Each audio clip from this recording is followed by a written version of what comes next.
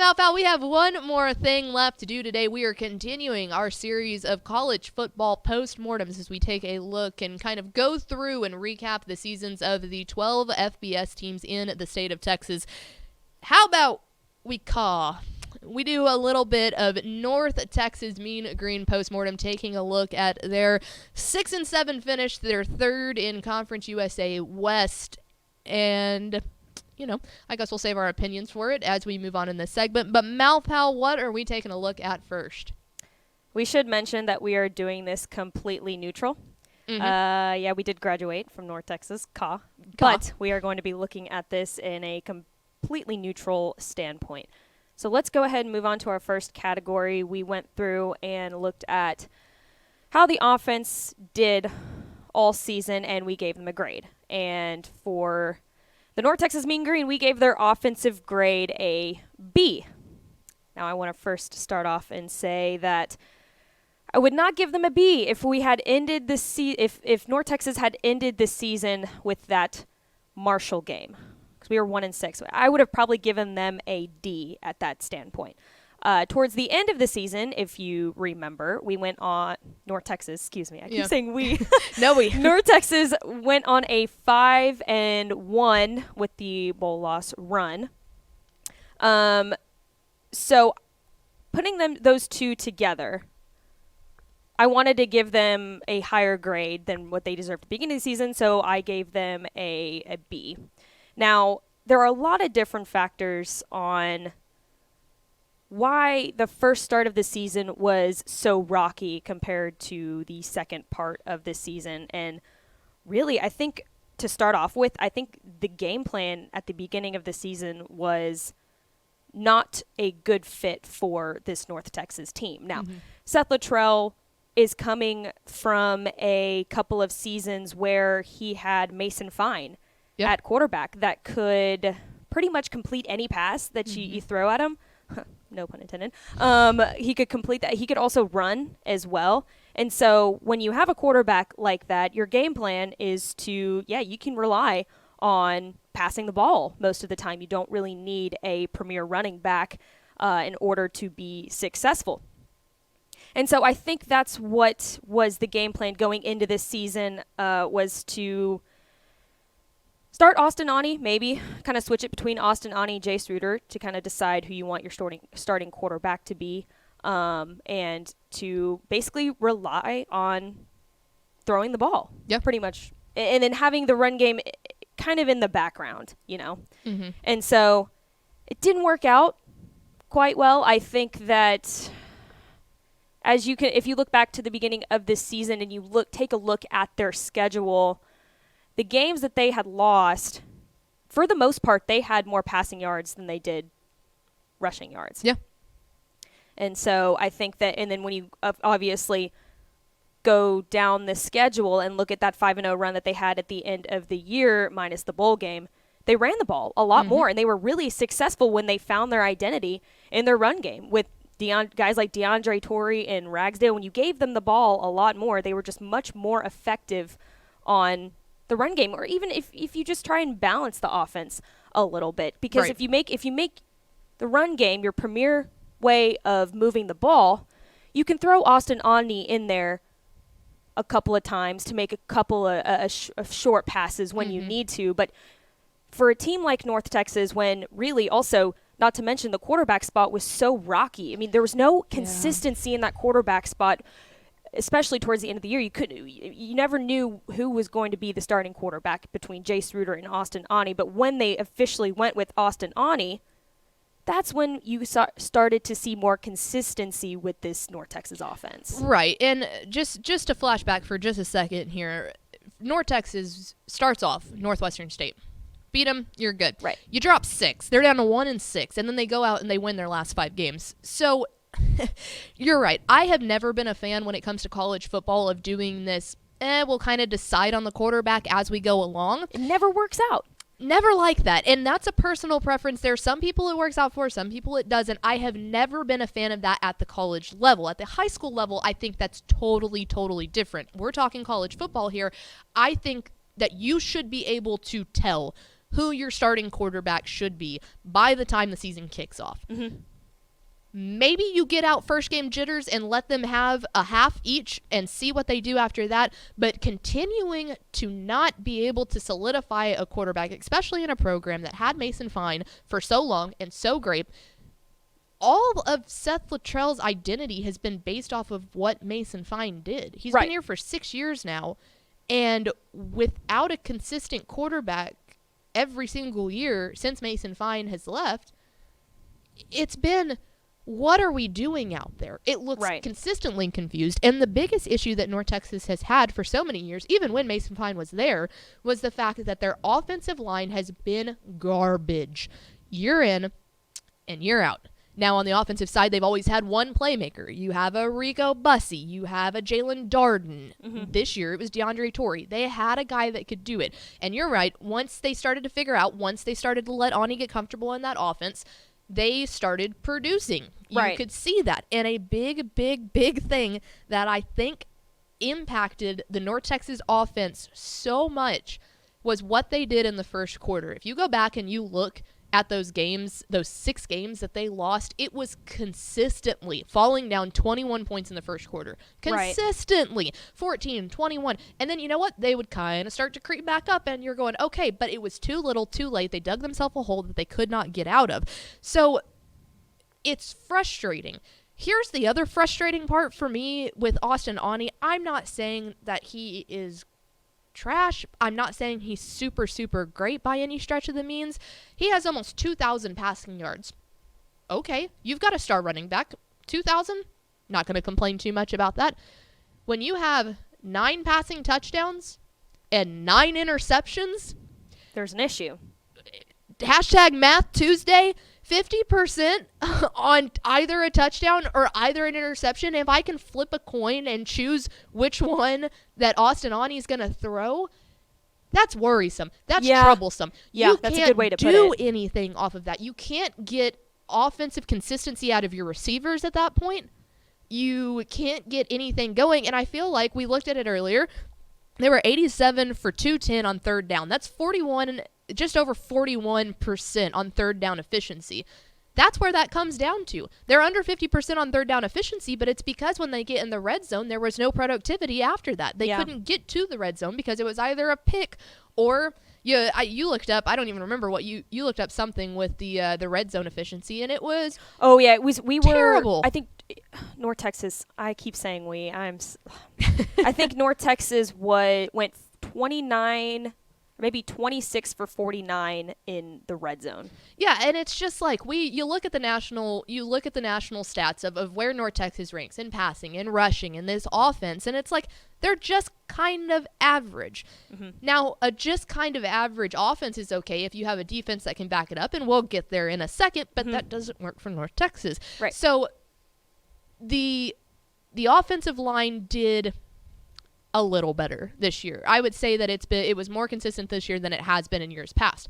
At that point, then we need some quarterback productivity, and we got a little bit of that. Right. But the inconsistency, the 9 touchdowns and 9 interceptions, that's what stuck out to me the most. Of there's an issue there that has to be fixed. Right. With that being said, we're going to move on to defense. The defensive grade we have given North Texas is a C. And when I'm going through and ranking these defenses / offenses with these letter grades, I think of a grade as a C as just kind of average. Not really anything special, not too terrible. And if you actually look up the different rankings on, I think NCAA puts them out, they're around 60 to 70th in the nation for total defense. And it's not super surprising. They gave up almost 400 yards per game, allowing about 20 to 22 points per game. And I don't think the rush defense was bad. I think the defensive line was pretty good. I think the run defense was good. It's the secondary. Yeah. The secondary is just... It was just bad. And that goes back to past years of something. And the most disappointing part of this defense for me was the fact that we were hoping that Phil Bennett coming in was finally going to be that key piece that North Texas had been missing so long, because you go back to the Mason Fine years. We're going to bring it up again. It's, peeling off the same Band-Aid over and over and over and over again. We had a really good offense at that point. Defense, never been good, never been consistent. That's always been Seth Luttrell's downfall, is not being able to get a defensive production on any stretch. And you're right. I thought the defensive line was not terrible this year. I thought the defensive line was pretty good. You go back to that UTSA game, the defensive line, was humming on all cylinders. They were constantly in the backfield. They held Sincere McCormick. That showed what that defensive line could do. You're exactly right when you say the defensive backs have continued to be the key issue, and that is something that a veteran like Phil Bennett, I really thought, would have figured out by now. And obviously, he did start to get it figured out in the latter half of the season. But the game that stuck out to me on the defense was the Marshall game.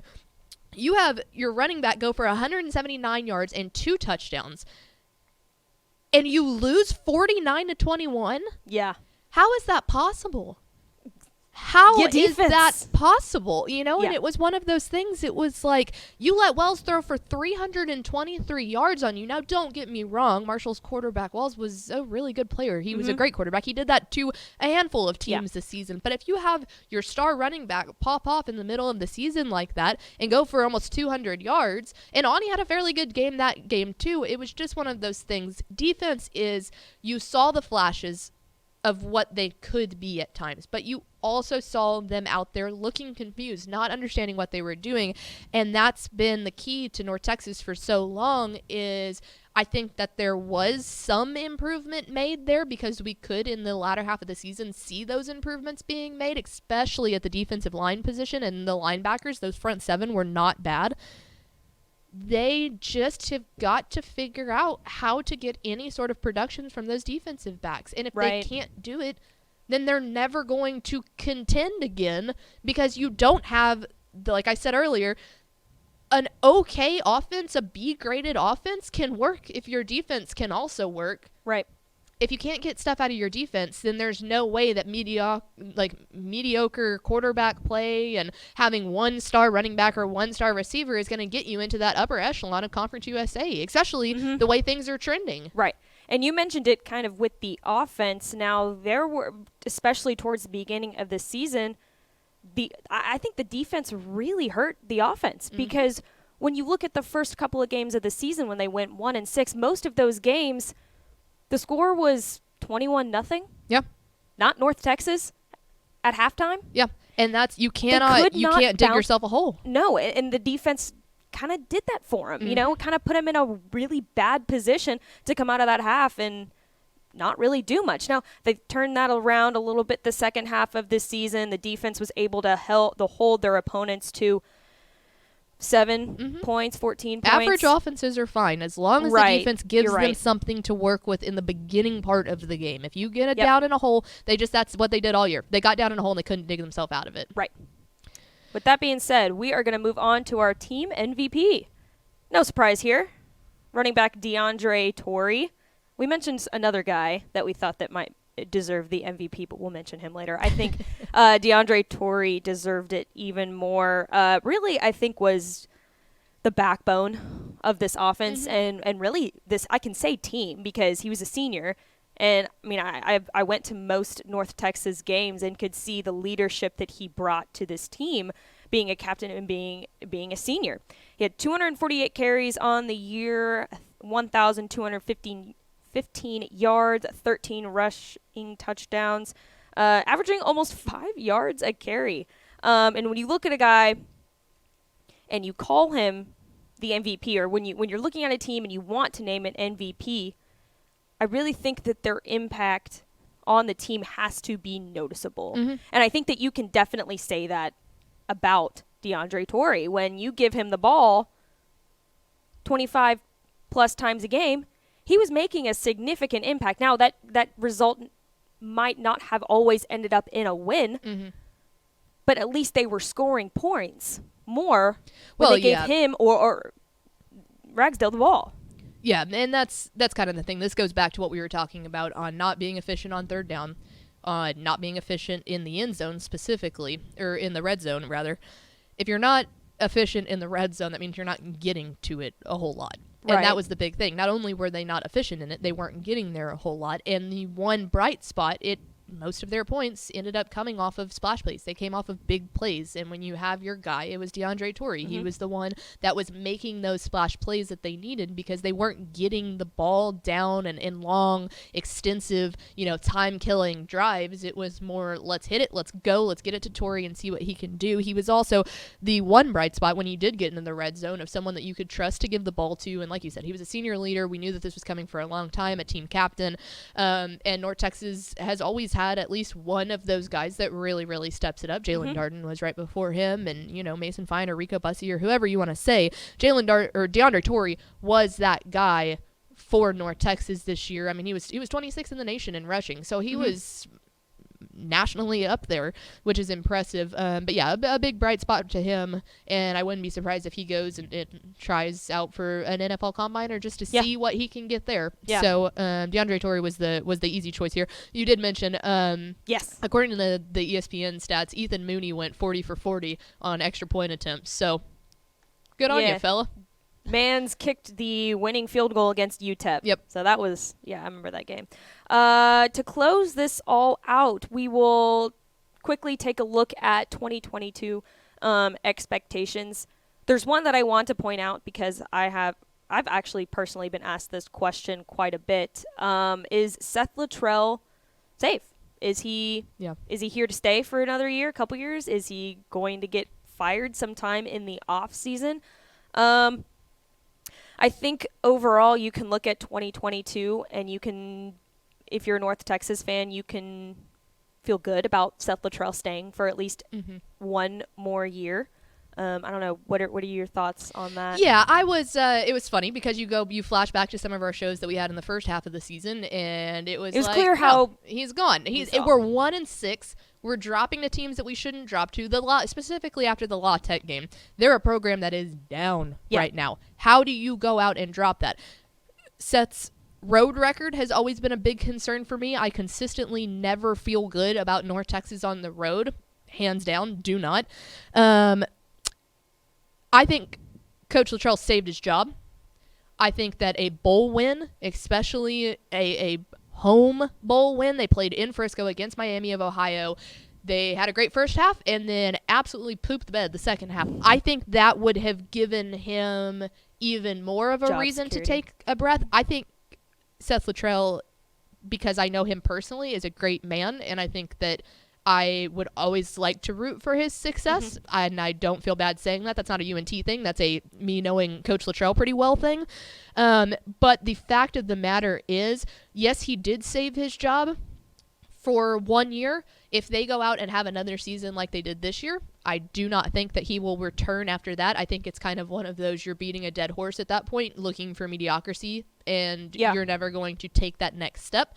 I think that Ren Baker got a contract extension as the athletic director, so I think he's willing to give his guy one more shot, but I don't think after that he'll get that. I will say this: the first 4 games of the season in their non-conference schedule will be SMU, which is typical. They play them. That's turned into a pretty heated rivalry, which will only extend, as time goes on. You play Texas Southern, UNLV, and Memphis. UNLV and Memphis both aren't programs that are doing too hot right now. UNLV is consistently pretty bad. Yeah. Memphis had a really, really dive down in the latter half of this past season. And Texas Southern is interesting because Texas Southern has been the team that can't win games forever. Now they have Andrew Body, the Corpus Christi Miller quarterback, if you'll remember, and they started winning some games this year. And the only reason I bring this up is because the last UNT coach that got fired during the middle of the season was Dan McCarney, before Seth Luttrell. Well, he lost to Portland State on homecoming, an FCS opponent, 66-7, and was fired there on the field. So I think if Coach Luttrell and his 2022 Mean Green squad can go out there, and you might drop one to SMU. SMU's been pretty stinking good. They've got the new coach. We don't know exactly what they'll look like. But I think that if you can go out there and win 2 to 3 of those games, you realistically should win 3 of them, the back 3, maybe not SMU, and then you go into conference and you do your thing and you beat who you're supposed to beat. he has a chance to save his job here. He really does. That's a pretty light schedule. There's a lot of Conference USA teams, specifically in the West, that are really, really down. You go out, you have another good game against UAB, against UTSA, then yes, he can still buy his time. If you go out and drop a game that you shouldn't early on in the season, I think North Texas fans will be calling for his head. I think that the administration's not going to want to deal with another season of that. They need to bring the hope back to people. So those first, I usually don't put a lot of stock in first non-conference games. I think those first non-conference games have a lot of impact for Coach Luttrell on his future with the program. I think he needs a signature win too. I mean, especially maybe that SMU, even that Memphis game too. I mean, those are future conference opponents. Yeah. And that's what I was going to say about just the kind of overall schedule or feel of next year. I think it'll be a little bit different. They have moving up to the American Conference kind of hanging over their heads, and just going back to when that news broke out kind of mid-season this past year, you could kind of feel the vibes there kind of change. You know, his players wanted to play for him. Right. You know, and because they knew his job was on the line. Right, absolutely. So I think that overall this next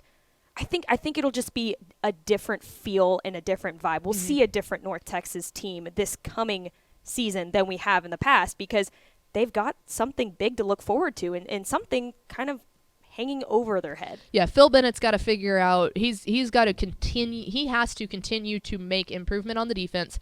They have to figure out a quarterback situation. Consistency I'm sorry, at quarterback. I do not think Austin Aune is the guy. I think you can go out there and find someone who is better than Austin Aune. Yeah. If he is the guy, he gets another year of reps. He figures some stuff out in the offseason. He has a great offseason. Go for it. I personally do not think Austin Aune is the guy. I think you could get someone better from a transfer portal. I'll be interested to see how all of that pans out. Right. So you need a mobile quarterback, I think.